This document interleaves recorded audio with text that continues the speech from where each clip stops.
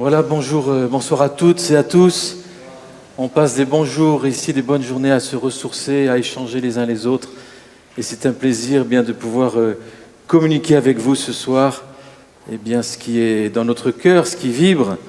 Et puis le titre, c'est, vous avez vu, les raisons d'être d'une école chrétienne. Alors voilà, donc ce soir on va partager ça. Donc un peu un contexte, un large contexte d'abord. Ensuite les raisons peut-être exposées, définies, posées. Et puis ensuite on verra quelques traces de l'héritage aussi en France, mais dans cette région en particulier d'Alsace. Et ensuite un temps de questions-réponses. Donc voilà ce qu'on va voir aujourd'hui. Alors je vais lire. Lecture, fichier. Ah, yes, okay. Oh, wonderful. On a besoin les uns des autres.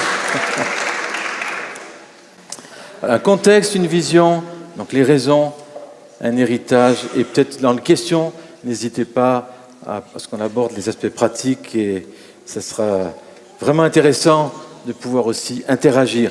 Alors, le contexte aujourd'hui, quelques mots. Vous avez vu qu'on est quand même dans un temps de crise, surtout depuis quelques semaines, mais en particulier, il y a des crises profondes. Une des crises, c'est la crise de sens. Éduquer pourquoi ?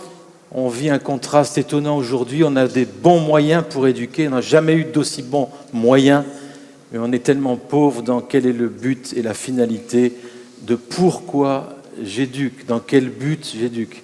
Crise d'identité, qu'on appelle anthropologique, qui suis-je ? On a affaire à une génération qui a de plus en plus de questions sur son identité, sur le sens de sa vie, mais aussi sur qui elle est.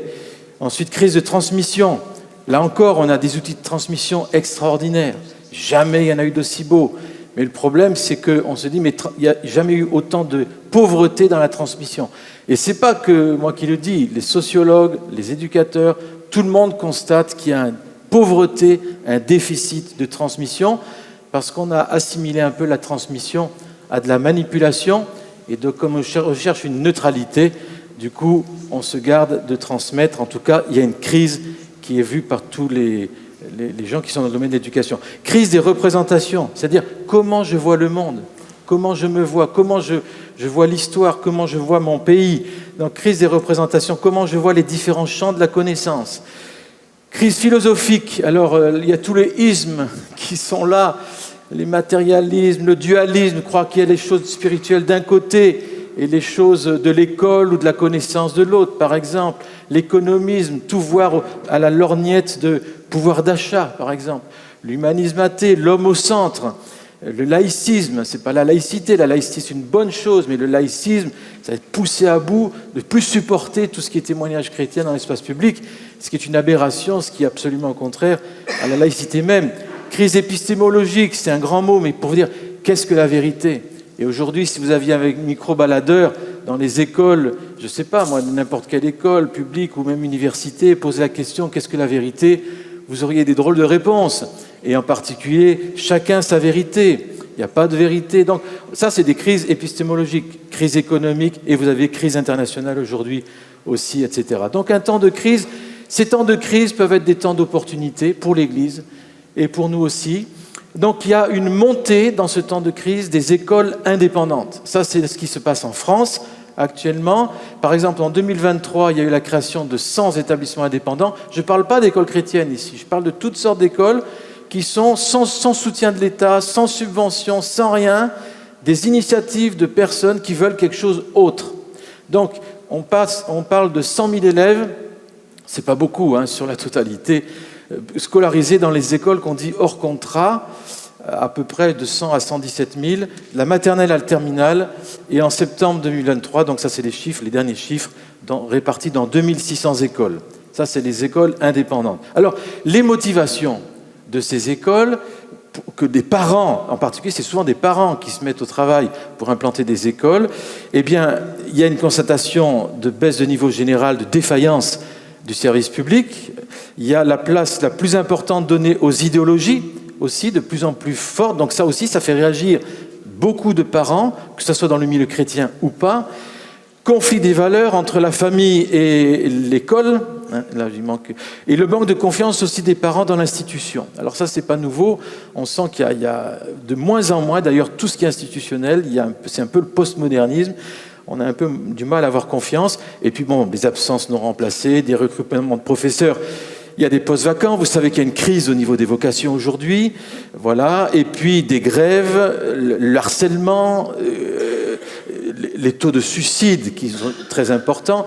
Donc c'est une crise de société et l'école, bien sûr, elle véhicule aussi cette crise et le refus tout dernièrement de la loi pour l'instruction en famille, alors c'est très restreinte, qui amène beaucoup de parents, donc du coup, à fonder leurs propres écoles. Alors les motivations, c'est aussi que beaucoup de parents, ils voient que leurs enfants ont des besoins spécifiques. Dyslexique, dysorthographie, etc. Donc, ils veulent que leur enfant soit pris en compte et ils ne trouvent pas de réponse appropriée qui leur convienne, pas toujours en tout cas. Beaucoup pensent qu'il y a des sureffectifs, donc on cherche quelque chose de plus familial. Voilà. Volonté de certains parents de s'impliquer dans l'école, ils ont l'impression que l'école, c'est pas pour eux, ils mettent leur enfant et puis du coup, ils perdent la main, donc ils aimeraient bien s'impliquer plus. C'est une tendance aussi dans tous les milieux aujourd'hui. La volonté de redynamiser les territoires ruraux, il y a des écoles publiques qui ferment dans les campagnes et donc il y a des créations d'écoles hors contrat qui ne sont pas forcément chrétiennes, mais par exemple dans notre région, près de la région de Belfort, eh bien, il y a une école qui est née avec la demande de la mairie parce qu'il n'y avait plus d'école publique. Donc cette école chrétienne s'est implantée et on a des gens à bras ouverts. Donc voilà ce qui se passe aujourd'hui. Et puis la volonté pour les parents de mettre en place un projet pédagogique en accord avec leurs valeurs ou leurs croyances. Donc le cadre pour ces écoles privées, c'est la loi française qui nous laisse aujourd'hui une grande liberté pour implanter des écoles, même s'il n'y a pas de subvention tout de suite. On pourra en demander, mais on verra qu'on perd pas mal de liberté. On peut implanter des écoles aujourd'hui, ce qui n'est pas le cas dans beaucoup de pays dans le monde. Donc on a vraiment un privilège en France. Déclaration universelle des droits de l'homme aussi. Donc la famille, c'est l'élément naturel, fondamental de la société et a droit à la protection de la société et de l'État. Et les parents ont par priorité le droit de choisir le genre d'éducation à donner à leurs enfants. Et puis vous avez le pacte international relatif aux droits civils politiques. Donc les États, ils s'engagent à respecter la liberté des parents, à faire assurer l'éducation religieuse et morale de leurs enfants conformément à leurs convictions. Donc ça, c'est vraiment l'arsenal juridique et la Convention européenne des droits de l'homme. L'État, dans l'exercice des fonctions qu'il assumera dans le domaine de l'éducation et de l'enseignement, respectera le droit des parents d'assurer cette éducation, cet enseignement, conformément à leurs convictions religieuses et philosophiques. Et donc, depuis quelques années, on ressent un contrôle plus important de ces structures.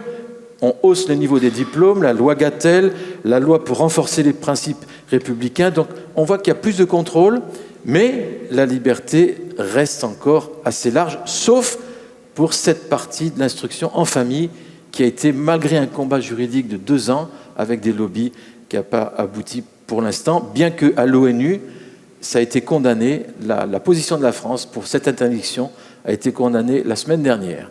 Donc vous voyez, on est en plein dans un combat. L'enseignement privé en France, eh bien, c'est 17% des étudiants sont dans des écoles privées, et donc l'immense majorité, 83%, dans des écoles publiques. Donc on compte quand même les établissements privés en France, l'immense majorité des écoles catholiques, c'est 2,2 millions d'élèves dans ces écoles-là. Donc, voyez ce petit 17%, et ce 17%, on le voit dans le fromage, c'est tout ce fromage-là, les 17%. Et dans ces 17% du privé, vous avez 100 000 dans des écoles privées sans contrat avec l'État, sans subvention, avec une plus grande liberté, c'est ce qu'on appelle les écoles alternatives. Donc, vous voyez, c'est pas beaucoup, mais ça grandit de façon étonnante chaque année. Donc 100 établissements nouveaux cette année. Et le gouvernement, il a vu cette croissance, c'est aussi cette perte de confiance aussi de beaucoup. Ça traduit une perte de confiance dans le système public. Et bien donc du coup, voilà, il a fallu légiférer encadrer un peu plus cela. Alors maintenant, regardez ces 100 000, cette petite tranche-là, et maintenant cette petite tranche, vous avez 3% d'écoles protestantes qui se créent. Donc vous voyez, c'est vraiment tout petit. Donc ici, quelques chiffres sur des écoles hors contrat, sans subvention d'État, qui ont été à l'initiative, surtout de parents ou d'enseignants. Vous avez le chiffre ici, 1071 écoles primaires, 730 écoles secondaires, voilà, des collèges, des lycées, voilà un peu les chiffres. Donc vous voyez, c'est quand même une mouvance qui vient, là, qui est là, et voilà la répartition par confession. Donc vous avez des catholiques qui implantent des écoles sans contrat, sans subvention, pour être libres dans l'expression de leur foi. Donc c'est quand même 17%. Chrétiens protestants, 2%. Quand on dit protestants, en fait, c'est des protestants évangéliques, parce que les protestants plus classiques, ils ont quelques écoles, en Alsace en particulier, comme le gymnase Sturm, ce pôle communus à Strasbourg.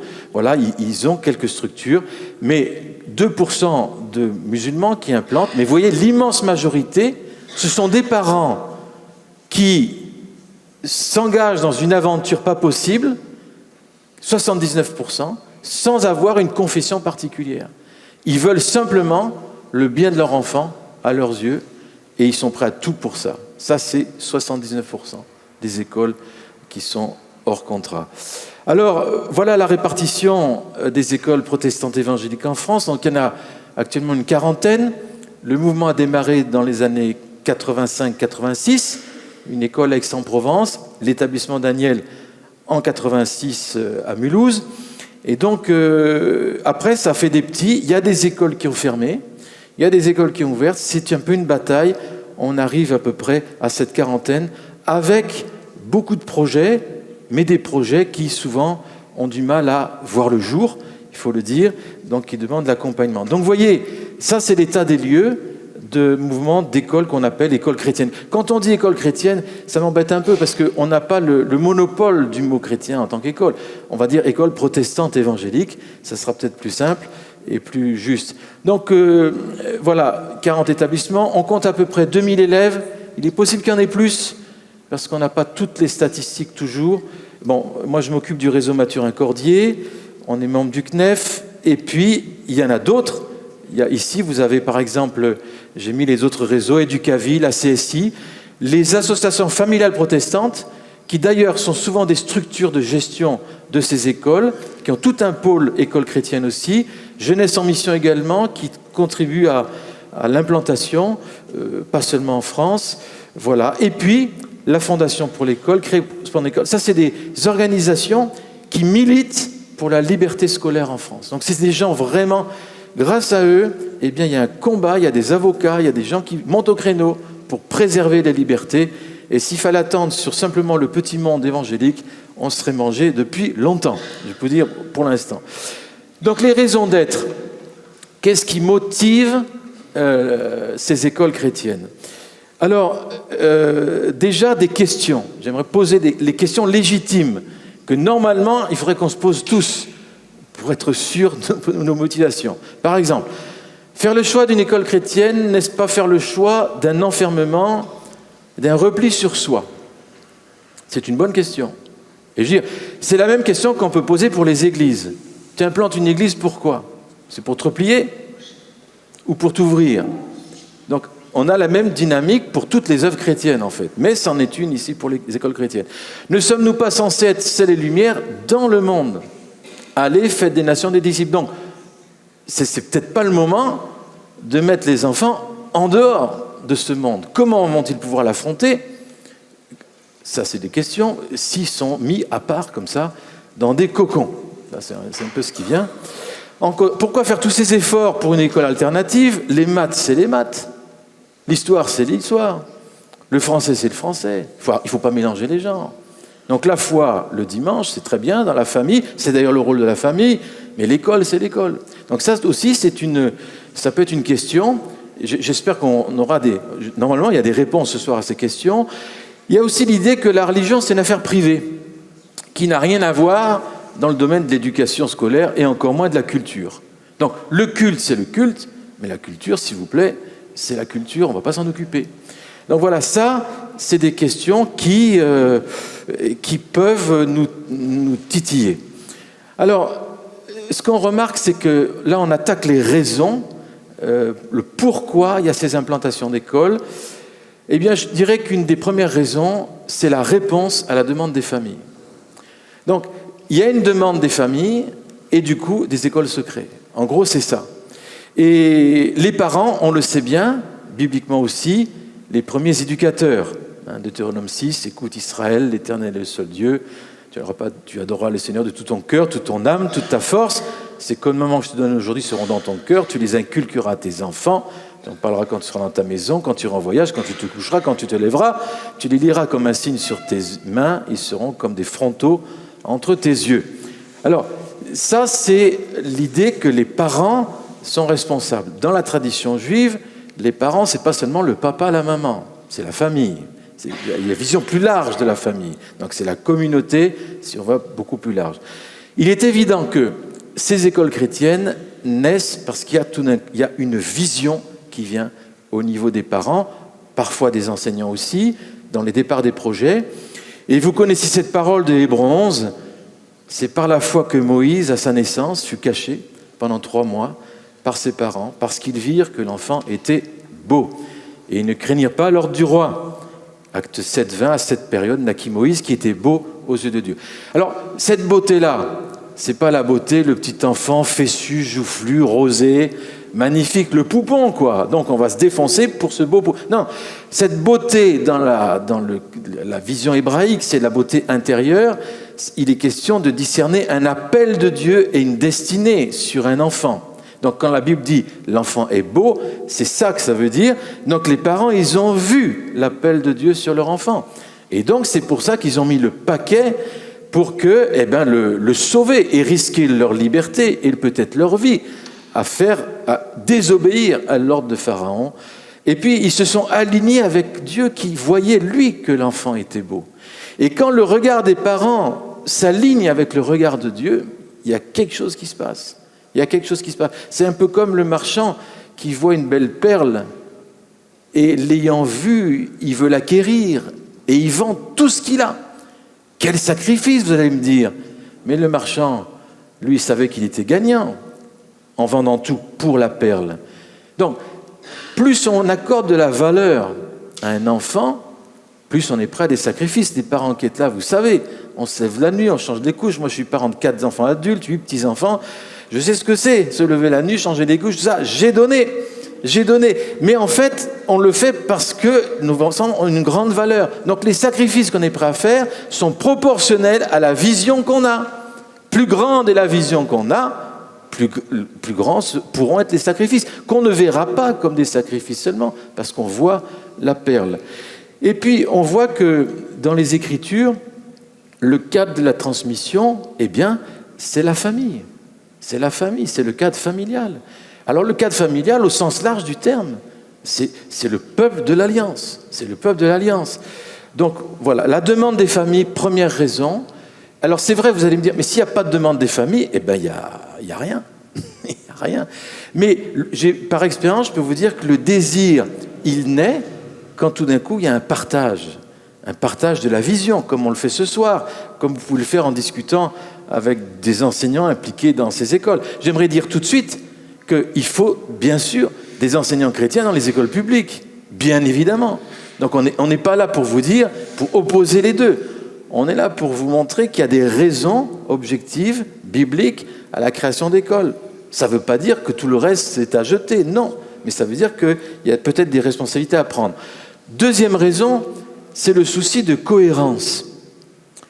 Le souci de cohérence, alors ça c'est en anglais, c'est pour nos amis anglais, je dis quelques petits mots anglais pour eux quand même ce soir, voilà, parce que moi je les ai supportés toute la journée, donc maintenant ce soir, un peu de français, voilà. Bon, entre l'école, l'église et la famille, Lévitique 19, 19, tu n'ensemenceras pas ton champ de 2 espèces de semences. Tu ne porteras pas un vêtement tissé de 2 espèces de fils. Le champ dans la Bible, c'est le cœur. Et la Bible me dit que tout ce que je sème, ça va porter du fruit. Alors bien sûr, on peut dire, mais il faut que nos enfants ils aient plusieurs semences. Il faut qu'il y ait la semence de ce monde, parce qu'ils vivent dans ce monde, il ne faut pas qu'ils soient déconnectés. Donc ça, il faut qu'il y ait la semence de ce monde. Et puis en même temps, on va un peu saupoudrer aussi, le dimanche, un petit verset biblique, une école du dimanche, et voilà, et vas-y, je te pousse, ça va faire quelqu'un de solide. Non, mais le problème, ce n'est pas ce qu'on pense. Le problème, c'est qu'est-ce que la Bible dit. Et la Bible dit pas de semences. Parce que si tu sèmes de l'humanisme, tu vas récolter de l'humanisme. Alors tu vas me dire, mais il y en a qui ont reçu 2 semences, ils s'en sont quand même bien tirés. Moïse, par exemple. Moïse, 2 semences. Moïse, semence de prince d'Égypte, éducation d'Égypte. Et Moïse aussi, la semence de sa maman, avec la Torah, le soir, et tout ça, la prière. Et puis vous allez me dire, oui, mais attendez, regardez l'histoire. Quand il a entendu l'appel de Dieu, il a discerné un petit peu, il a vu cette bataille, ce combat entre un Égyptien et un Hébreu. Lui, il voulait sauver parce qu'il savait qu'il était appelé à être le sauveur d'Israël. Et il a utilisé quoi? Ses poings, il a cogné, il a tué l'Égyptien. Son éducation de prince d'Égypte a fait complètement tordre l'appel de Dieu qui était de sauver, mais il a voulu utiliser ses forces.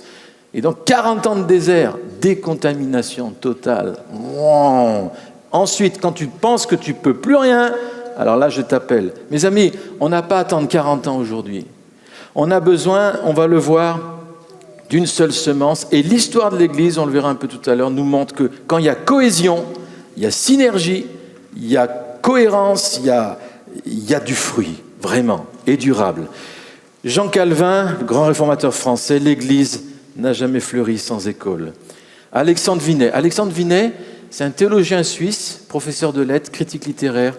Et c'est lui qui a, en théologie, il a posé le fondement de la nécessité de la séparation entre l'Église et l'État. C'est Alexandre Vinet. Mais c'est le même qui a dit « L'Église renferme l'école. Il ne peut y avoir, d'après la nature même, la forme sous laquelle le christianisme nous a été donné, d'église sans école. Partout où le vrai christianisme s'établira, vous verrez naître des écoles. Les écoles sont les premiers établissements de tous les missionnaires. » Donc c'est le même, au niveau histoire du protestantisme, c'est le premier théologien de la nécessité de la séparation, Église-État. Mais on ne sépare pas l'école de l'Église. C'est quand même intéressant pour lui. Alors, ensuite, troisième idée, troisième raison, c'est préparer. Et vous savez que le mot parent, c'est parer nos enfants. Être parent, c'est les parents, c'est préparer. Alors, l'établissement Daniel, ben voilà, pourquoi le nom Daniel? Avec mon épouse, c'était il y a longtemps, on s'est dit quel nom on va donner à cette école. On a prié, et puis il y avait ce nom Daniel. Pourquoi Daniel? Ben simplement parce que Daniel, lorsque le roi de Babylone cherchait des jeunes gens, il cherchait des jeunes gens instruits et sages, déjà instruits, déjà sages. Instruits où? Dans la synagogue. Pendant combien de temps? 15, 16 ans. De Torah depuis tout petit jusqu'à 15 ans, 16 ans. Caractère formé, pensée formée, intellect formé. Ensuite, le roi de Babylone dit « Ceux-là, je les veux ». Il les prend, complément de formation. Et Dieu qui dit, il leur a donné de la science et de l'intelligence dans les lettres, etc., de la sagesse. Donc, Dieu s'intéresse aux lettres et aux sciences. Pour moi, ça avait été une révélation, ce verset. Je me rappelle, Daniel 1, 17. Est-ce que Dieu s'intéresse aux lettres et aux sciences? Eh bien oui, eh bien oui. Et déjà là, ça vous montre que école chrétienne, c'est pas déconnecté. Dieu s'intéresse à tout, en fait. C'est ça le problème avec Dieu. Je ne sais pas si vous avez vu, vous lui donnez ça, il veut ça, ensuite il prend ça, ensuite il veut ton cœur, ensuite il veut ta tête, il veut tout. Et donc, il s'intéresse aux lettres et aux sciences, bien évidemment. Et l'exemple de Timothée, on le dit souvent, le Timothée éduqué par sa maman et sa grand-maman, des femmes. Est-ce que ça peut vraiment préparer à affronter le monde romain, idolâtre, etc. C'est pas évident, hein? Eh bien, Timothée, enseigné par sa maman et sa grand-maman dans les Écritures, c'est devenu le plus jeune missionnaire et c'est grâce à lui qu'en Europe, le christianisme est venu. Donc voilà, Timothée, il a poussé droit tout de suite. Et c'est encore un exemple que lorsqu'il y a une semence, ça forme une génération qui n'est pas dualiste, qui ne penche pas sa tête qui va d'un côté, son cœur qui va de l'autre. Et c'est une des tragédies aujourd'hui. Il y a une sorte de schizophrénie en France, avec une formation intellectuelle déracinés et déconnectés de la parole, et puis une formation spirituelle. Et dans le meilleur des cas, les enfants, ils aiment Jésus, et c'est formidable. Mais le but de Dieu, c'est plus que ça. Le but de Dieu, c'est d'atteindre la destinée. C'est pour ça que dans Proverbe 22, il est dit « Instruis l'enfant selon la voie qu'il doit suivre, et quand il sera vu, il ne s'en détournera pas. » Et puis, la notion d'être envoyé dans le monde, comment tu peux être le sel et la lumière si c'est le monde qui t'a formé? Si ce n'est pas l'Église qui enseigne les nations, ce sont les nations qui enseignent l'Église. Et quand on voit les 2000 ans d'histoire, on ne peut que avouer que l'Église a lâché la notion de préparation. Et pourquoi aujourd'hui il y a peu de pertinence? Parce qu'on ne s'est plus occupé depuis tellement longtemps de la formation, de la pensée et de l'intelligence. Les mandats de Dieu, quatrième raison, c'est parce qu'il y a des mandats de Dieu. Le mandat missionnaire, déjà, on le connaît tous, nous, protestants évangéliques, ceux qui sont protestants évangéliques au milieu de nous, mais sinon, tout chrétien connaît ce genre de texte. D'ailleurs, ce texte de Matthieu 28, 18, 20, Jésus s'étant approché, leur parla ainsi, « Tout pouvoir m'a été donné, dans le ciel, sur la terre, faites des disciples, les baptisant au nom du Père, du Fils et du Saint-Esprit, enseignez-leur à observer tout ce que je vous ai prescrit, et voici, je suis avec vous tous les jours jusqu'à la fin du monde. » Est-ce que vous savez que c'est le texte de fondation de toutes les écoles privées catholiques? C'est pourquoi il y a des écoles privées catholiques. Ils se basent sur ce texte. Et nous, évangéliques, qui citons ça à longueur de journée, on a 40 petites écoles. Et eux, ils ont 2,2 millions élèves. Et ils se basent sur ce texte des Écritures. Depuis le début, depuis plus d'un siècle maintenant. Donc ça, quand j'ai découvert ça, j'ai dit, oh là là là là. Et donc, vous voyez, il est dit, enseignez-leur. Alors nous, on dit, oui, mais enseigner, c'est enseigner la parole de Dieu. Sous-entendu qu'il y a plein de domaines qui ne sont pas concernés par la parole de Dieu. Alors là, vous savez pourquoi on pense comme ça? Parce qu'on a été formé à penser comme ça. La Bible dit dans Ésaïe, est-ce que le pot remettrait en question le potier qui l'a fait? Mais c'est qui a fait nos façons de penser? C'est l'école, l'université, etc. Donc c'est très difficile de penser autrement que comme on a appris à penser. Voilà, donc le mandat missionnaire et le mandat culturel depuis l'origine de la Bible. Genèse 1, Dieu les bénit, Dieu leur dit soyez féconds, multipliez, remplissez la terre, assujettissez-la, dominez, c'est les poissons de la mer, les eaux du ciel, tout animal qui se met sur la terre. Genèse 2, 15, l'Éternel Dieu prit l'homme, le plaça dans le jardin d'Éden pour le cultiver et pour le garder. Et c'est là qu'il y a le mot culture. Ça vient de cultiver les champs. Et puis, ce mot est devenu la culture qui s'intéresse à toutes les activités humaines, cultiver et garder. C'est un mandat de Dieu. Donc, nous, chrétiens, si vous voulez, si on ne s'occupe pas de la culture, on ne cultive pas notre champ. On oublie Genèse. On oublie Genèse. Alors, parfois, on veut opposer le mandat missionnaire au mandat culturel. Mais le mandat missionnaire contient le mandat culturel. Et voyez, donc voilà, nous sommes appelés à cultiver ce jardin. Et ce jardin, c'est la terre où nous habitons. C'est un grand jardin, mes amis. Et ces jardins comprennent tous les domaines économiques, la société, la politique, tous ces domaines de la terre appartiennent à ce jardin. L'alliance de Dieu, elle englobe notre vie cultuelle et notre vie culturelle. Les deux. Le culte que nous avons à rendre à Dieu, dit Pierre Courtial, doit progresser peu à peu, non seulement dans notre vie cultuelle, c'est-à-dire le culte le dimanche, le culte quand je fais la prière, etc., au sens étroit par rapport à l'Église instituée, mais aussi et d'une manière surtout dans notre vie culturelle, par rapport au règne de Dieu et à l'Église au sens large, qui embrasse avec et bien au-delà de l'Église instituée tous les aspects éthiques, professionnels, légaux, artistiques, économiques, civiques, sociaux, relationnels, historiques, intellectuels, etc., de la vie de l'homme. En fait, si vraiment on offre à Dieu un culte qui soit vrai, authentique, plein, passionné, ça va déborder automatiquement sur la culture. Un culte qui ne déborde pas sur la culture est un culte qui est coupé, qui est handicapé, qui n'a pas atteint le potentiel du culte. Le culte, dans le mot culture, il y a le mot culte. Toute culture exprime un culte. Et si ce n'est pas le culte à Dieu, c'est le culte à d'autres dieux. Il n'y a pas de neutralité. Et donc aujourd'hui, nous sommes dans une culture de mort parce qu'on a laissé la culture en croyant que ce n'était pas notre mandat. L'école chrétienne, une des raisons, c'est comprendre que la dimension culturelle fait partie du mandat que Dieu nous a donné. Donc ensuite, cinquième raison, transmettre une identité.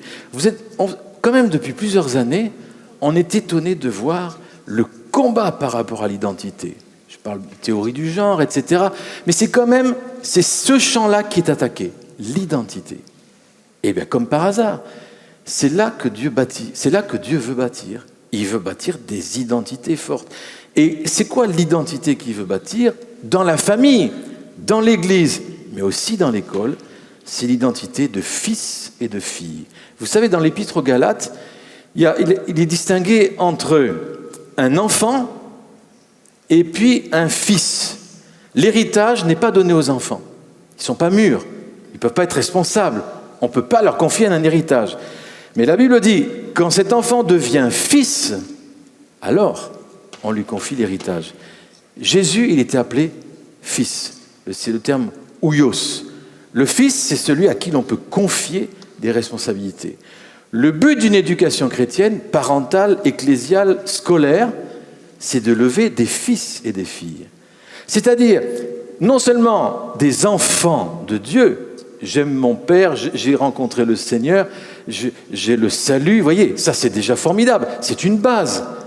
Mais il ne faut pas rester là, il faut aller au stade de fils.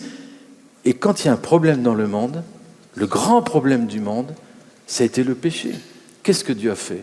Il a envoyé son Fils. Eh bien ça, c'est pas seulement un événement historique, c'est une façon de travailler de Dieu. À chaque problème de l'humanité, Dieu aujourd'hui veut envoyer des fils et des filles pour colmater les brèches, pour restaurer, pour donner du sens, pour amener de la vie, pour amener du sel et de la lumière. Romains 4, verset 13, ce n'est pas par la loi que l'héritage du monde, le monde c'est cosmos, a été promis à Abraham ou à sa postérité, c'est par la justice de la foi. Donc nous sommes héritiers d'Abraham par la foi. C'est quoi l'héritage du chrétien? C'est pas le ciel seulement. Il y en a qui pensent que l'héritage c'est le ciel. Mais attention, ton héritage c'est la terre, parce que Dieu t'a confié le cosmos. C'est énorme. Vous vous rendez compte? Si tu veux éduquer un prince, tu vas l'éduquer pour devenir prince. Regardez le roi d'Angleterre, là. 30 ans d'éducation, il a traîné longtemps, il a fait des prolongations pour devenir roi. Mais toute sa vie, le but, c'est de devenir roi, quoi. Il avait une éducation spéciale pour ça. Mais alors, si nos enfants sont appelés à hériter comme nous, le héritier du cosmos, alors on ne peut pas se contenter d'une petite éducation. On ne peut pas. En fait, plus tu as une grande vision pour ton enfant, plus tu as une grande vision pour l'éducation. Plus tu as une petite vision de qu'est-ce qu'un homme, de qu'est-ce qu'un enfant, plus tu vas réduire le champ.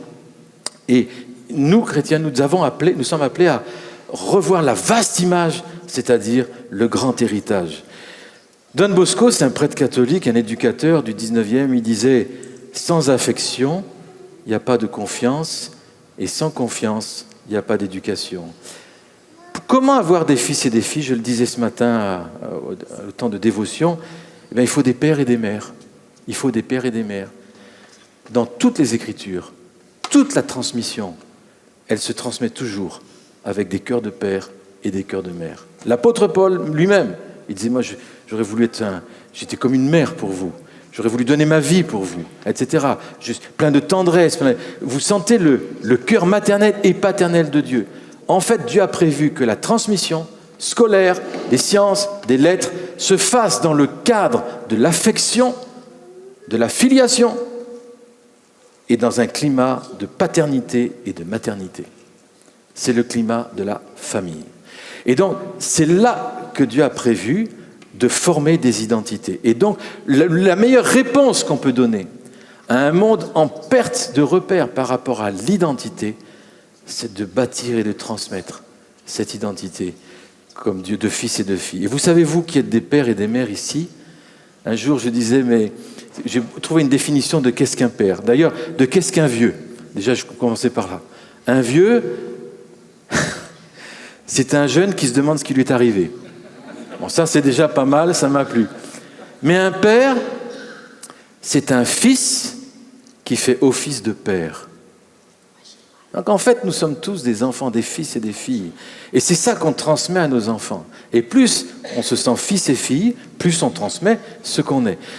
Ensuite, 6e raison, former une pensée chrétienne. Alors c'est tout un champ, on pourrait rester longtemps là-dessus. Mais Jésus a dit, c'est très clairement, tu aimeras le Seigneur ton Dieu de tout ton cœur, de toute ton âme, de toute ta force, de toute ta pensée et ton prochain comme toi-même. Mais pour nous, Français, c'est aimer Dieu avec sa pensée. Bon, avec son cœur, oui. Seigneur, Rodrigue, as-tu du cœur? Vous connaissez. Alors, Dieu qui peut nous dire, as-tu un cœur pour moi? Oui, mais Seigneur, je sens des vibrations, je t'aime, Seigneur. Oui, mais le Seigneur dit, mais est-ce que tu m'aimes avec ta pensée? Alors là, mais ça veut dire quoi? Et oui, comment est-ce qu'on peut aimer Dieu avec sa pensée si on n'a jamais appris à penser avec Dieu? Ça, c'est un problème. Donc, le disciple, c'est celui qui est formé dans sa pensée. Et c'est quoi une pensée chrétienne? C'est quoi une pensée chrétienne? C'est une pensée qui va aimer Dieu, mais c'est une pensée qui va reconnaître Dieu. Romains 1, tout le chapitre 1, versets 18 à 32, la Bible dit, ils ont connu Dieu parce que la création parle de lui. Ils sont inexcusables parce qu'ils ont refusé de le reconnaître. Et vous savez, lorsque l'homme refuse de reconnaître l'auteur de la création, qu'est-ce qui se passe? Obscurcissement de quoi? Des pensées, justement. Le monde occidental a la pensée obscurcie parce que nous n'avons pas fait le lien entre la connaissance et la reconnaissance. La connaissance qui aboutit à la reconnaissance de l'auteur. Vous verrez, lisez chez vous Romains 1, 18, 32, vous avez une description ensuite des caractères d'aujourd'hui, un peu tordus, tous les comportements bizarres. Nous, on s'offusque en tant que chrétiens, mais on dit, mais c'est pas possible ces comportements. Oui, mais regardons, qu'est-ce qui a semé ces comportements? La Bible dit, tu veux un enfant sage? Alors tous les parents disent, ouais, super, je veux un enfant sage. Qui fréquente les sages?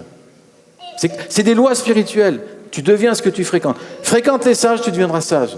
Mais il y a des gens aujourd'hui qui pensent que fréquenter les fous, c'est très bien. Et vous savez ce que c'est un fou dans la Bible?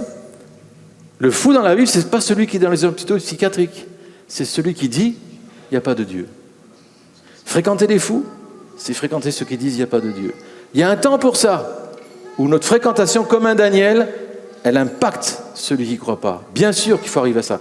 Mais tant qu'on est en formation, on a besoin de fréquenter les sages pour pouvoir contrer la folie de ce monde. Et aujourd'hui, lever une génération sage, c'est une génération qui va fréquenter les sages. Romains 12, 2, ne soyez conformés pas au siècle présent, soyez transformés par le renouvellement de l'intelligence. L'école chrétienne est un des lieux, ce n'est pas le seul, mais c'est un des lieux où il y a la possibilité d'un renouvellement de l'intelligence. Regardez, moi un jour j'enseignais le français, c'était en classe de 5e, il y a bien longtemps, et j'avais écrit ça au tableau, c'était encore les craies, voilà, au tableau.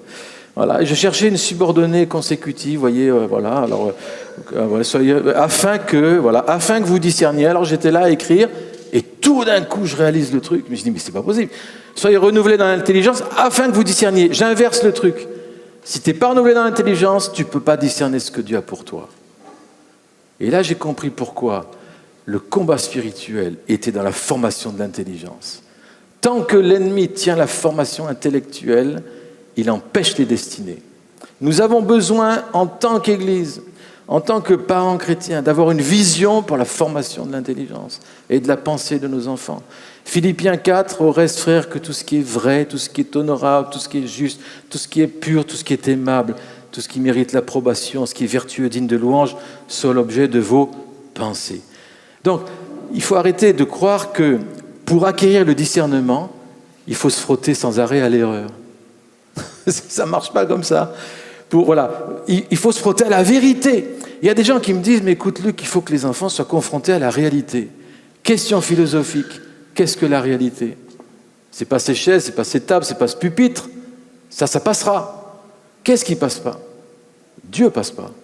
La vérité, il est la vérité, il ne passe pas, il ne change pas. Se frotter à la réalité, c'est se frotter à Dieu, à sa vérité, à sa parole. Et c'est ça qui prépare la génération à affronter le monde et à ne pas être dominé et trimballer partout, au gré des circonstances. Donc, la pensée, je l'ai mis dans un paragraphe à part, mais transmettre une vision biblique du monde, alors là, c'est quand même énorme ce truc.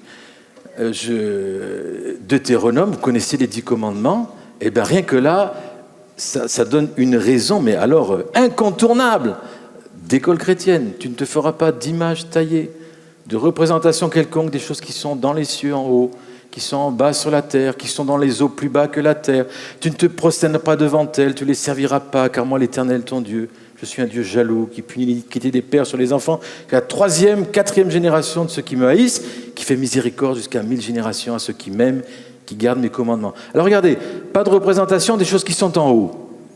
Bon, alors c'est quoi qui est en haut? Les choses de Dieu. Alors Dieu nous dit, je t'interdis de te faire tes propres idées de qui je suis. Parce que image ici, c'est le même terme qu'on va trouver icône, c'est idée. Donc je t'interdis de te faire des idées sur Dieu. C'est sa parole qui nous dit qui est Dieu. C'est pas à nous d'échafauder des tas de théories déjà. Mais alors, je t'interdis de te faire des représentations de ce qui est en bas sur la terre. Alors là, ça pose un problème. Parce que c'est quoi l'école? C'est un lieu où on transmet une façon de voir la terre, le monde. L'économie, l'histoire, la géographie, c'est une interprétation. D'ailleurs, quand on refuse de faire le lien avec le Dieu créateur, on interprète. C'est une représentation. Et Dieu nous dit, je t'interdis de te faire tes propres représentations de ce qui est sur la terre. Je t'interdis de faire tes propres conclusions, tes propres interprétations. Donc là, nous sommes vraiment, rien que ces 10 commandements nous dit, voilà, attention, on se fait des images taillées, en fait, des idées, et c'est ce qu'on appelle les idéologies. Et dès qu'on enlève l'idée de Dieu au centre, vous êtes sûr qu'il y a plein d'autres idées qui viennent, qui vont dominer, et ça s'appelle les idéologies. Et ça se balade comme ça. Et chaque ministre qui passe, il change des programmes parce qu'il y a une nouvelle idéologie. Donc on adapte les programmes, on les change. Mais dis donc les amis, il y a un moment, il faut dire ça suffit. Vous savez, les grenouilles dans l'eau qui commencent à bouillir, moi, il y a un moment, il faut sauter, quoi. Il faut sortir la grenouille, il faut sortir, quoi. Ça chauffe, ça va bouillir, tu vas mourir, il faut sortir de la casserole. Eh bien, il y a une grande casserole de l'éducation, mes amis, il y a des moments où il faut savoir sortir. Excusez-moi, je schématise, mais il y a un peu de ça. Je peux vous assurer qu'il y a une trentaine d'années, on nous aurait dit, les idéologies qui sont aujourd'hui, on aurait dit, mais jamais on n'acceptera ça, jamais. Et là, comme ça vient petit à petit, voilà. Donc, la vision du monde, on a tellement besoin de voir le monde comme Dieu le voit. Et comme nos enfants sont appelés à être les héritiers de ce monde, il y a intérêt à ce qu'on le voit comme Dieu le voit, pour qu'ils soient performants là où Dieu les appelle. Donc, Christ au centre, la neutralité n'existe pas. C'est croire au Père Noël. Je ne sais pas jusqu'à quel âge vous avez cru au Père Noël, mais quand il y a des gens qui me disent l'école c'est neutre, il faut arrêter. Mais il y en a qui y croient encore aujourd'hui. Mais bon, c'est pas possible, je ne vais pas le démontrer là. Mais on a besoin de remettre le Christ au centre. Colossiens 1, Dieu a voulu que toute plénitude habitât en lui. Il a voulu par lui réconcilier tout avec lui-même, tout ce qui est sur la terre, tout ce qui est dans les cieux, en faisant la paix par lui, par le sang de sa croix. Réconcilier toutes choses. Le péché, il divise toutes choses, entre la connaissance et la foi. Vous voyez, par exemple, ça c'est la marque du péché. Mais Dieu réconcilie toutes choses. Il veut réconcilier la connaissance avec la foi. On ne mélange pas les genres, mais on ne les sépare pas. Donc, le travail de Dieu, de son esprit, de sa rédemption, c'est de réconcilier. Colossiens 2.3, Christ, mystère dans lequel sont cachés tous les trésors de la sagesse et de la connaissance. Ça, c'est un gros problème. S'il était marqué, ils sont cachés les trésors, certains trésors, bon, d'accord, mais tous les trésors de la connaissance. Est-ce que ça veut dire que je ne peux rien connaître sans Dieu? Eh bien, oui, si on prend le mot connaissance au niveau biblique, oui, on ne peut rien connaître sans l'éclairage de Dieu. On ne peut rien connaître parfaitement. Dieu nous connaît, mais nous, on peut le connaître parce qu'il s'est fait connaître à nous dans le cadre d'une alliance. Il a fait alliance avec nous, et alors on peut le connaître. Et c'est merveilleux la relation qu'on peut avoir avec lui. Et bien de la même façon, pour tous les domaines de la connaissance, on ne peut pas connaître vraiment sans lui, qui est l'auteur de toutes choses. Alors Christocentre, certains connaissent, on va décliner rapidement, en théologie, il est la plénitude de la divinité, le théos, logos. En philosophie, il est la parole de Dieu, le verbe de Dieu, il est la sagesse, aimer la sagesse, la philosophie. Aujourd'hui, j'avais un étudiant de terminale qui m'a écrit, j'ai pas mal de courriers d'élèves de terminale, j'ai enseigné la philo pendant longtemps, et puis alors, cet élève me dit, voilà, le professeur, il s'est présenté à moi, voilà, je suis athée et marxiste, en début de cours, première heure de cours. Là, on est aux antipodes de la philosophie, là, qui est la recherche de la sagesse. Mais le gars, là, il sait tout déjà, tu vois. Il sait tout, donc tout est clair. Donc ça, nous sommes dans un drôle de monde, mes amis. La philosophie, Christ, c'est la sagesse que ces philosophes ont cherché. En éthique, Christ est la lumière. En biologie, bio, Zoé, Christ est la vie. En psychologie, il est le sauveur, celui qui connaît ce qui est dans le cœur des gens, qui restaure les âmes. En sociologie, il est le Fils. La famille est au centre. En droit, il est le législateur. En sciences politiques, c'est très simple. Il est le roi des rois, le seigneur des seigneurs. Il abaisse, il élève. En sciences économiques, il est le propriétaire de tout. En histoire, il est l'alpha, l'oméga. Et en éducation, eh bien, la Bible, elle dit, voilà, il n'y a qu'un seul maître. Ah oui, mais quand même, il y a quand même des maîtres, des instituteurs, des enseignants. Mais alors, on peut les appeler comment, alors? Tu les appelles comme tu veux, mais la Bible dit qu'il n'y a qu'un seul maître. Alors, c'est quoi un maître d'école, alors? C'est un maître qui laisse enseigner le grand maître au travers de lui. C'est ça, le ministère d'enseignant selon la parole de Dieu, quel que soit le sujet. Tu laisses Jésus, le grand maître. Il y en a un seul de maître. Et si tu ne crois pas qu'il y a un seul maître en éducation, tu vas te soumettre à d'autres maîtres, qui sont des idéologies en particulier. Donc, un seul fondement, Jésus-Christ. Ce Jésus, il est grand et il domine toutes choses et il veut réconcilier toutes choses avec lui. Donc ce n'est pas seulement un Jésus sauveur, c'est un Jésus Seigneur. Et les écoles chrétiennes, ce n'est pas seulement pour amener la présentation d'un Jésus sauveur, c'est pour amener un Jésus Seigneur. Et un enfant qui grandit et qui commence à voir la certitude d'un Seigneur, ça amène de la paix. Dieu est au contrôle. Et ça, mes amis, c'est la formation de disciples. 8e raison, transmettre la sagesse. Pour les Juifs, pour toute la tradition biblique, le but de l'éducation, il y en a un, il se résume par un mot, transmettre la sagesse. C'est une sagesse qui ne vient pas d'en bas, c'est une sagesse qui vient d'en haut, qui se mesure en fruits de caractère. C'est une sagesse qui est à la fois manuelle, artisanale, faire des choses avec la créativité. À la fois, ça veut dire maîtriser sa vie, comme on conduit un bateau. La sagesse, c'est savoir maîtriser sa vie. Et ça commence par là. Et puis, la sagesse, c'est aussi, c'est Dieu qui la donne. On ne peut pas la fabriquer. Et donc, elle est symbolisée dans les Écritures par la couronne. Proverbe 4. Recherche la sagesse de tout ton cœur, etc. Et tu auras une couronne sur ta tête. La tête, c'est le front. C'est là où l'on pense. Vous avez jamais remarqué que, avant que Jésus soit crucifié, il a porté une couronne d'épines. Les épines nous parlent de la malédiction qui vont sur le front. Toute idée tordue, toute idéologie tordue, toute philosophie tordue se met comme des épines sur le front de cette génération. Et du coup, Jésus, il est mort, pas seulement pour nous sauver de nos péchés, mais pour poser sur notre tête une autre couronne, parce qu'on n'a plus à porter cette couronne d'épines. On n'a plus à porter des idéologies de ce monde qui massacrent la tête. Un peu comme cet enfant dans le livre des rois qui veut rejoindre son père et au milieu du chemin du champ, il tombe en défaillance et dit « ma tête !» et il meurt. Aujourd'hui, il y a une génération qui voudrait avancer vers Dieu, mais dans la tête, il y a tellement de choses qui ont été rentrées, d'épines.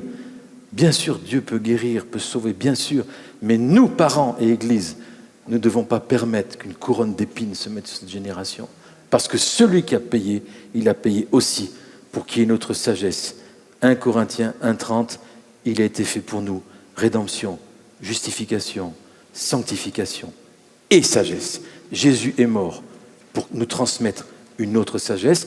L'école chrétienne est un moyen, mais un des privilégiés, et l'université chrétienne aussi, de transmettre une autre sagesse. Voilà, Salomon, quand Dieu lui a dit « Demande-moi ce que tu veux, je vais te le donner », qu'est-ce qu'il a demandé à Dieu? La sagesse. Pourquoi il a demandé la sagesse à Dieu? Parce que depuis tout petit, son père l'a bassiné avec cette histoire de sagesse. Il faut que tu aies la sagesse, il faut que tu aies la sagesse. Alors au bout d'un moment, Salomon, la sagesse, oh, mais c'est quoi ce truc? Et Dieu qui lui dit, je peux te donner toutes les richesses que tu veux. Qu'est-ce que tu veux? La sagesse. Son père lui avait montré que c'était le plus important. Et Dieu a dit, mais parce que tu m'as demandé ça, je te donne tout le reste. Et comment elle s'est manifestée, cette sagesse? Nous sommes dans le livre des rois. Dieu donna à Salomon de la sagesse, une grande intelligence, des connaissances multipliées comme le sable qui est au bord de la mer. Il a prononcé 3000 sentences, il a composé 1005 cantiques, il a parlé sur les arbres, depuis le cèdre du Liban jusqu'à l'hysope qui sort de la muraille. Il a parlé sur les animaux, sur les oiseaux, sur les reptiles, sur les poissons, donc sur toute la création, tous les aspects de la création. Et puis, il venait des gens de tous les peuples pour entendre la sagesse de Salomon, de la part de tous les rois de la terre qui avaient entendu parler de sa sagesse. Cette sagesse-là, elle se décline en un discours sur la création. Tous les programmes scolaires, tous les programmes universitaires sont des discours sur la création, dans tel domaine.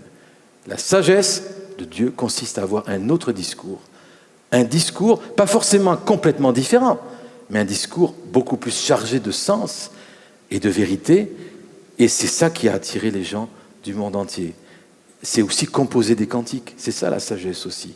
Des proverbes, etc. Donc, former des disciples, dernier point. Le disciple, bon, pas seulement dans le caractère, bien sûr, mais aussi dans la pensée. Et puis, le disciple sera comme son maître. Donc, ça, c'est une loi spirituelle. Quel est le maître que tu mets? Si tu mets un maître incrédule, qui vit complètement à côté de ses pompes, dans l'incrédulité, dans la révolte, il peut faire un cours très, très bien. Mais ce qu'il est, c'est ce qu'il va transmettre. C'est ce qui va rester.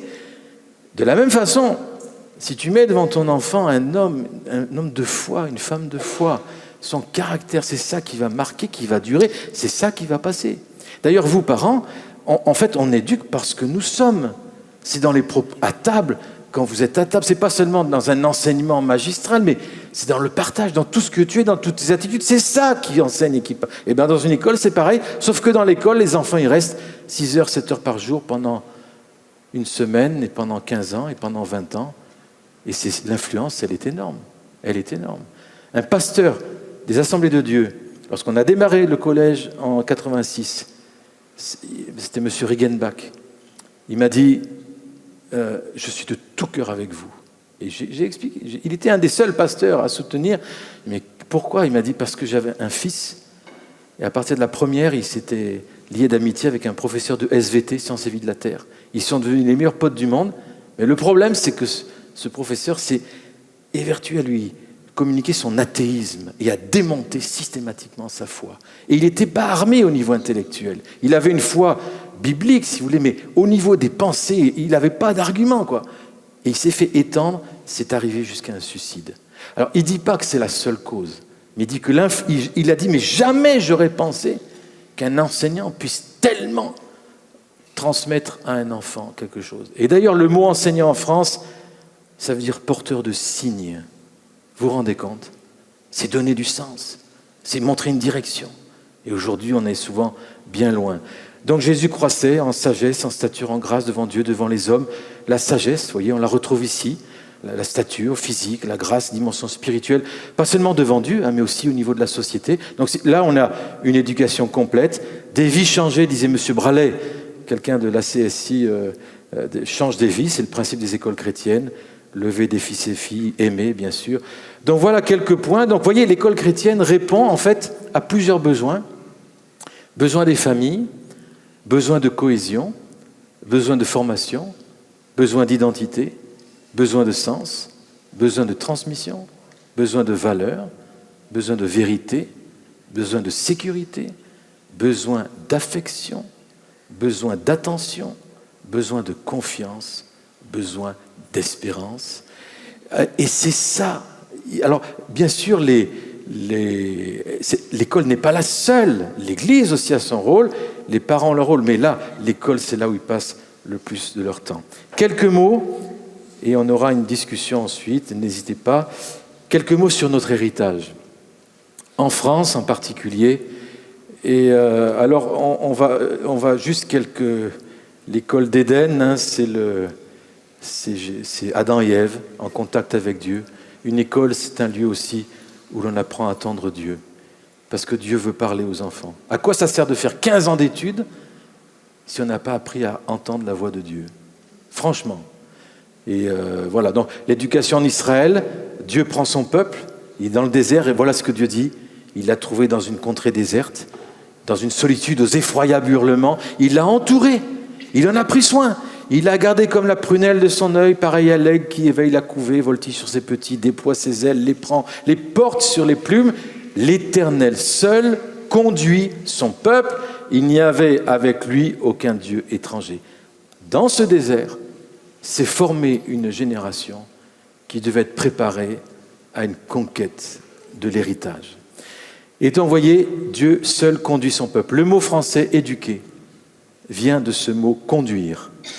Et il est tiré de l'évangile de Jean, la parabole du bon berger.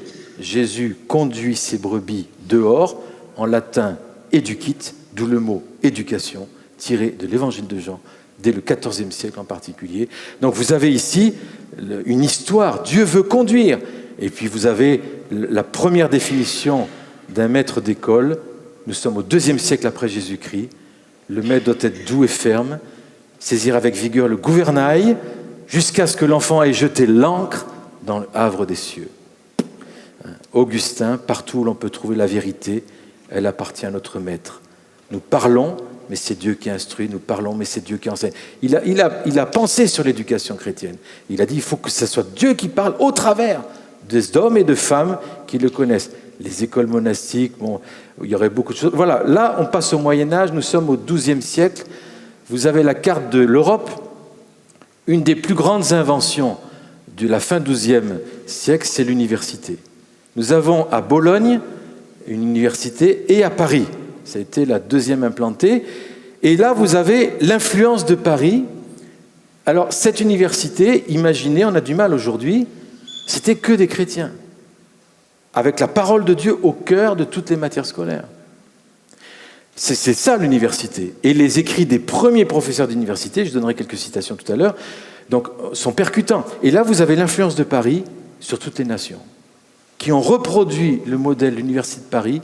Et quand Dieu nous dit « enseignez les nations », je ne connais pas d'autre moyen aussi pertinent que l'université pour enseigner les nations. Mais si nous, chrétiens, on se dit « l'université, ce n'est pas pour nous, ce n'est pas notre mandat », alors on a tout loupé, je dirais, parce que ça fait partie du mandat, et ce mandat a été relevé. L'université n'est pas une idée de l'État, non, c'est une idée du peuple de Dieu qui a dit « il faut qu'on lève une génération pour qu'elle soit sel et lumière ». Voilà, donc l'université, et vous avez Bonaventure, premier professeur d'université à Paris, qui dit ceci: « Rien ne peut rendre les choses parfaites objet de science, si ce n'est la présence du Christ, Fils de Dieu et Maître. » Ça, c'est les premières paroles, professeur d'université à Paris. Mes amis, là, il y a vraiment quelque chose qui est fort. On se dit, mais qu'est-ce qu'on a fait ? Eh bien, vous savez, quand Jésus a dit l'ennemi, il est venu pour détruire, voler et dérober. Il a vu l'influence de cette université. Il a dit, mais plus jamais, plus jamais. Donc, il a commencé à saper les bases, à mettre des fausses doctrines, etc. Et la même université de Paris, au XXe siècle, on a formé les plus grands dictateurs du monde. Pol Pot, Ho Chi Minh, les dictateurs d'Afrique, formés à Paris, dans l'université parisienne. Parce que l'Église, un jour, a dit, c'est plus mon affaire. Vous vous rendez compte ? Donc, quand on parle d'école, on parle de la formation. La réforme, on en a parlé ce matin. Alors, Martin Luther, pour lui, il faut former les écoles chrétiennes, c'est pour former des chevaliers et des capitaines contre le diable. Et c'est pas l'histoire de « oh là là, le monde est tellement méchant. Il y a tellement de méchanceté, d'idéologie pourrie. Il faut vraiment qu'on mette nos enfants dans des petits cocons qui puisse vraiment macérer là, dans la bonté, dans la vérité. Non, l'idée, c'est de former des chevaliers contre le diable. Mes amis, ça a été la première idée des écoles protestantes dès le début du XVIe siècle. Et là, beaucoup d'écrits là-dessus qui sont extrêmement... Nous sommes dans une offensive, là. Nous sommes dans une stratégie offensive et non pas de réaction seulement. Alors, il y a beaucoup d'autres choses qui seraient à dire, mais je vous invite. Veux-tu enseigner aisément? Ça, c'est français. Nous sommes à Paris. Commence par les bonnes mœurs. Commence par Dieu. Premier réformateur, cet enseignant-là d'université à la Sorbonne. Commence par les biens célestes en t'appuyant sur l'aide de Dieu, non sur tes propres forces. Enseigne aux enfants à aimer le Christ, à tout exécuter à la louange de Dieu, à tout rapporter à sa gloire. Il avait tellement la foi qu'il s'est fait virer, ce gars. Il s'est fait virer de la Sorbonne, comme d'ailleurs tous les professeurs protestants à l'époque, à cause de leur foi. Et qu'est-ce qu'ils ont fait? Figurez-vous, ils se sont mis à implanter des structures d'écoles chrétiennes, protestantes. Mais ils ne voulaient pas au début, mais ils n'ont pas eu le choix. Donc, et ce gars-là s'est retrouvé, lui, le grand professeur d'université, Dieu lui dit, tu vas enseigner les débutants en latin. Il s'est vu, il a dit, mais Seigneur, moi quand même, tous mes diplômes et tout ça. Et puis dans sa classe, un jour, il a eu un petit garçon, enfin un jeune garçon, un adolescent, qui s'appelait Jean Calvin. Et Jean Calvin a dit, ce grand réformateur français, ce que j'ai été, il a dit bien, c'est à vous que je le dois. 1 an d'impact sur la vie de ce Jean. Alors Jean Calvin, l'Église n'a jamais fleuri sans école, toute bonne instruction doit commencer par la foi. Il demande aux parents, envoyez-moi du bois. Il parle aux parents de la persécution des Huguenots. Les églises étaient ravagées, détruites, les écoles étaient interdites. Les parents chrétiens envoyaient leurs enfants en Suisse. Et en Suisse, à Genève, ils disaient, envoyez-moi du bois et moi, je vais vous renvoyer des flèches. Parce que l'idée d'une éducation chrétienne, c'est de former une génération forte. C'est ça. Et inculquer la parole, ça veut dire aiguiser. Là, vous avez le premier ABC en langue française. Certains connaissent, mais le jour où j'ai découvert ça dans les archives, ça m'a bouleversé. Il y a une thèse qui a été faite sur les protestants et les huguenots. Et voilà, donc vous avez l'ABC, l'instruction des chrétiens, pour bien apprendre à lire, à former les lettres, tant grands et petits. Voilà, et ensuite Proverbe 1, la crainte du Seigneur et le commencement de la science. Et à la page de droite, grands et petits qui désiraient apprendre à servir Dieu. Le but de l'école, servir Dieu par son Fils Jésus-Christ. Cet ABC vous conviendra de prendre en invoquant l'aide du Saint-Esprit, etc. Jean 5, cherchez les Écritures, Deutéronome 6. Donc c'est le paquet, là. Jacques, si quelqu'un manque de sagesse, qu'il la demande à Dieu. Là, vous avez toute la philosophie de l'éducation scolaire. Et ensuite, vous commencez, les gamins commencent avec, regardez, voilà, A comme Marc, B comme bien, C comme Christ, D comme Dieu. Ils apprenaient à lire avec la Bible. À 5 ans, ils savaient lire et écrire. Et les professeurs, c'était pas bac plus 5, hein, c'était des mamans, la plupart du temps. Et ça a été aussi des pasteurs. Voilà, parce qu'à une époque, en France, toutes les églises sont devenues des écoles. C'était un ordre qui était donné par le synode de l'Église protestante. Nous sommes en 1559 en France. Tous les temples protestants sont devenus des écoles. Tous les pasteurs sont devenus des instituteurs. Et donc, on arrive à cette carte de France, des écoles protestantes, des milliers d'écoles protestantes en France. Et vous avez les gros points noirs, ce sont les académies, c'est-à-dire les universités. Et par exemple, ici à Saumur, quelqu'un demande à un enseignant d'université, qu'est-ce que c'est éduquer? Et il répond, éduquer, c'est enfanter à Jésus-Christ. Professeur d'université protestante, XVIe siècle. Ça, c'est les fondations. Et tout ça, lorsque Louis XIV est venu, il a commencé à persécuter, à fermer petit à petit les établissements. Et les enseignants avaient le choix en France. Ou ils continuent avec la Bible dans leur salle de classe, ou c'était la prison et la mort. Qu'est-ce qu'ils ont choisi? Eh bien, cet ami, dans sa thèse, M. Philippe Caz, une thèse sur cette époque-là, vous avez l'annonce de centaines d'enseignants et enseignantes, avec 3 colonnes, persécutés, prison, mort. Et nous avons un chiffre faramineux de gens qui ont choisi de mourir plutôt que d'enseigner sans la parole de Dieu. Je ne connais aucun autre pays au monde, franchement, hein, où il s'est passé un tel massacre, mais aussi en même temps une telle semence dans notre pays. Je ne connais pas. Il y a eu des guerres de religion un peu partout, ça a existé. Mais au niveau de l'éducation, un prix payé pour que la Bible soit dans la salle de classe, ça, la France a payé le prix le plus cher. C'est pour ça qu'aujourd'hui, nous sommes les héritiers. Et je termine dans cette région, près de Célestat, dans le côté des massifs vosgiens, vous avez Jean-Frédéric Oberlin, ce pasteur du XVIIIe siècle, XVIIe, XVIIIe, XIXe, début XIXe. Et alors, c'est là que sont nées les écoles, l'obligation scolaire. Il a réussi à faire une sorte d'obligation scolaire, mais ce n'était pas une obligation, mais tous les enfants étaient scolarisés. Louise Schepler, ça a été la première institutrice qui l'a formée. Elle est devenue inspectrice et quelqu'un lui demande « Mais qu'est-ce que tu fais dans ta salle de classe ?» Et elle dit « On essaie de leur montrer la présence de Dieu en tout temps, en tout lieu, où qu'ils se trouvent. » Les enfants, quoi qu'ils fassent, on les encourage à s'en souvenir, on les encourage à faire tout ce qui peut plaire à Dieu, ce qui est partout. Inversement, on leur montre aussi ce qui lui déplaît.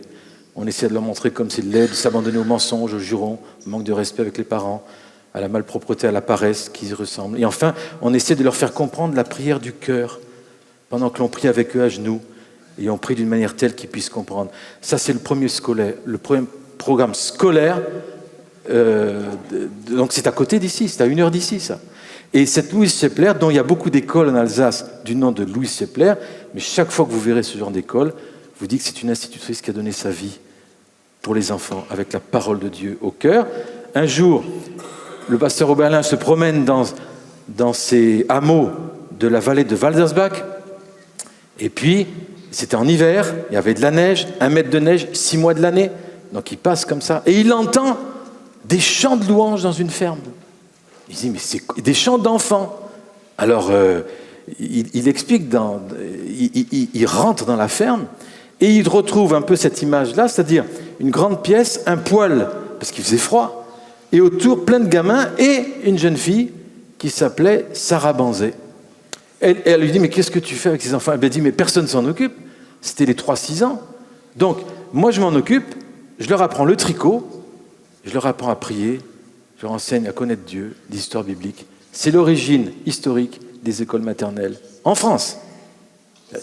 Donc, si vous voulez, tout cet héritage-là, mes amis, quelque part, on s'est dit, mais qu'est-ce qu'on en a fait? Et voilà, tous les témoins de l'éducation, on pourrait en rappeler plein, il y en a des dizaines, mais en découvrant tous ces témoins, en fait, à la fois on est encouragé, parce qu'on se dit, mais waouh, qu'est-ce que le Seigneur a fait dans ce domaine-là? D'ailleurs, tout a été fait par les chrétiens, au niveau de l'éducation. Mais qu'est-ce qu'on a perdu aussi? Et c'est pour ça cette parole, et je termine, Ésaïe 42, c'est un peuple pillé, dépouillé, on les a tous enchaînés dans des cavernes, plongés dans des cachots, ils ont été mis au pillage, et personne qui les délivre, dépouillés, et personne qui dise « restitue ».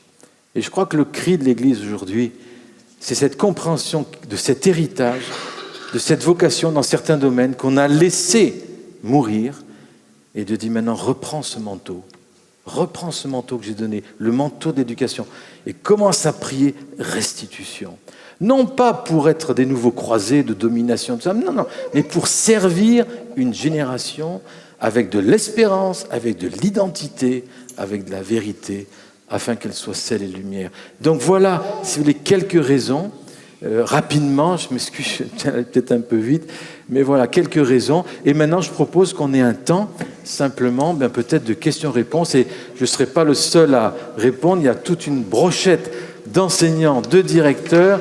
Mes amis, ensemble, et n'hésitez pas, quelles que soient vos questions, il n'y a pas de questions bêtes.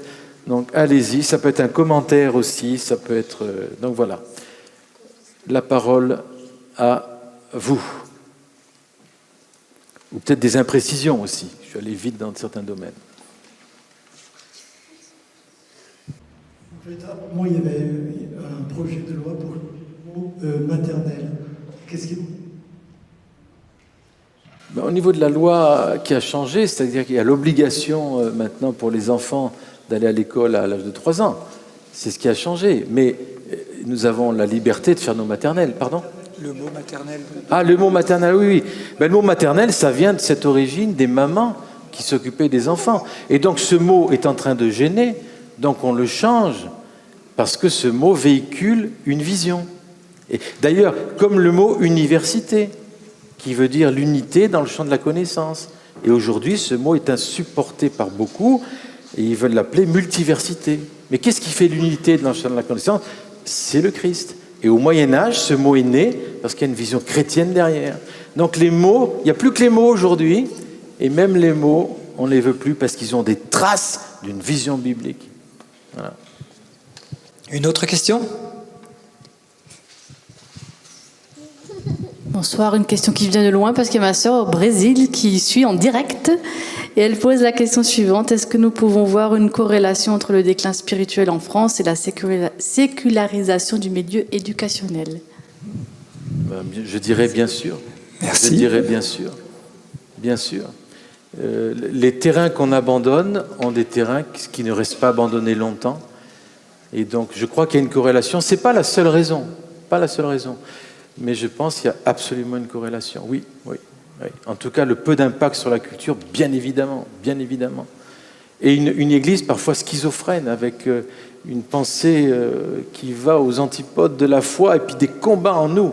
Moi, quand je me suis donné au Seigneur, j'étais étudiant en philosophie, celui qui m'a amené au Seigneur, il avait un amour pour Jésus fantastique. Il a prié pour moi, il a pleuré pour moi, j'étais là avec mes joints, avec ma drogue, avec mon chien. Et j'ai senti l'amour de Dieu. Mais vous savez ce qu'il m'a dit? Il m'a dit, tu fais quoi dans la vie? Je suis étudiant en philosophie. Il me dit, oula, ça c'est grave ça. On va prier et on va chasser l'esprit intellectuel. T'es d'accord? Je dis, je sais pas moi. Hein. Alors, sors, esprit intellectuel. Et j'ai pensé, réfléchir, c'était opposé à la foi, vous voyez? J'ai grandi comme ça. Et le monde évangélique en France, il y a eu un peu de ça. Fais pas trop d'études, Jésus va bientôt revenir. Les écoles chrétiennes, moi j'ai eu ça il y a 30 ans. Les écoles chrétiennes, oulala, Jésus revient bientôt. Il ne faut pas se perdre avec ça, il y a plus urgent. Donc vous voyez, cette mentalité, on n'a pas fini.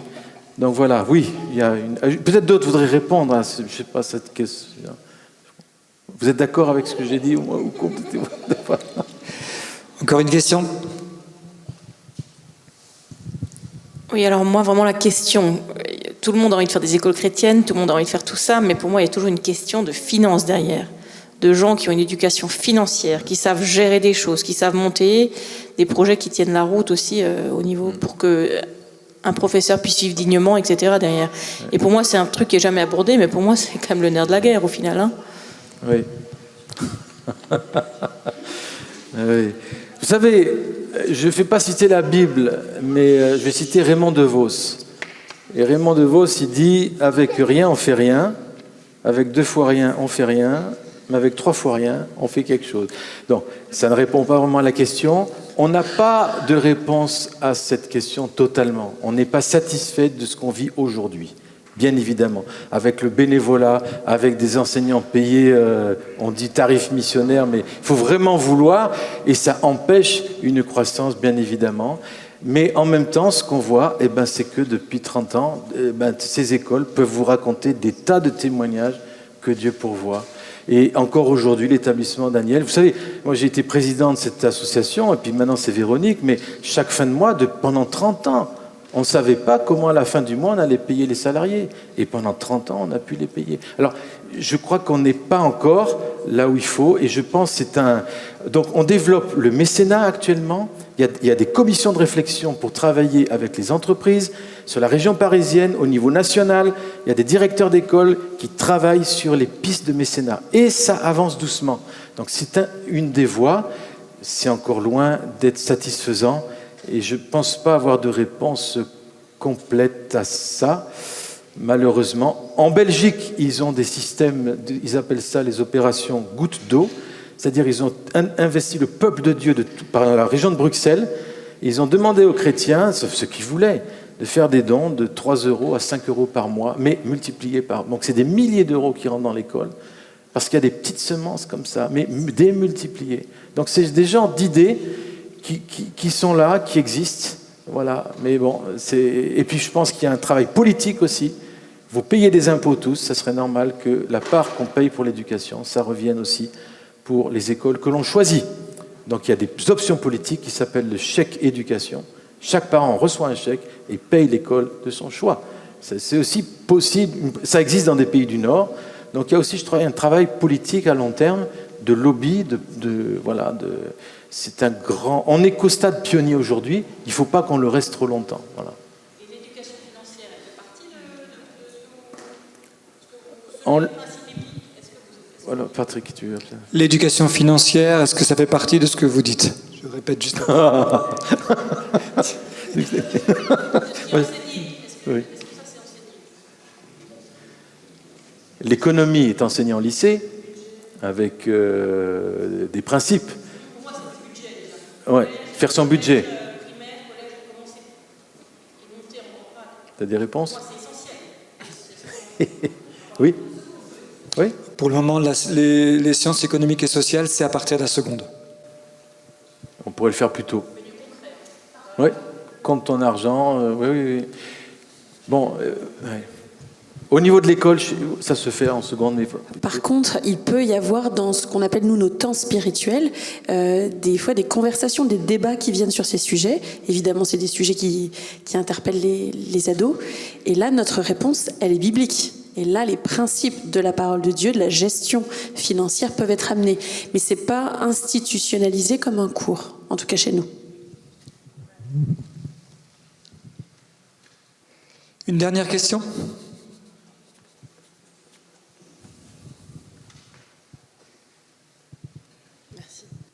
Bonsoir, je voudrais juste poser une question par rapport au métier qu'on peut faire du coup en ayant fait une école chrétienne. Je ne sais pas si c'est une question bête, mais vu que c'est pas je me demande si c'est reconnu par l'État du coup, et quel métier on peut faire en ayant fait l'école chrétienne. Donc les écoles chrétiennes préparent au diplôme d'État, que ce soit le brevet des collèges ou le baccalauréat, et donc à partir du moment où il y a le bac, tout est possible.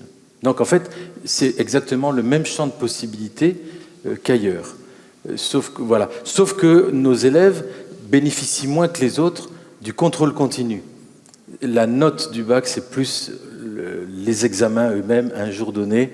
Voilà, il y a un peu plus ça, ils sont peut-être un peu défavorisés, quoique ça a marché. Mais voilà, donc en fait, c'est les mêmes champs de possibilités que les autres. Ouais.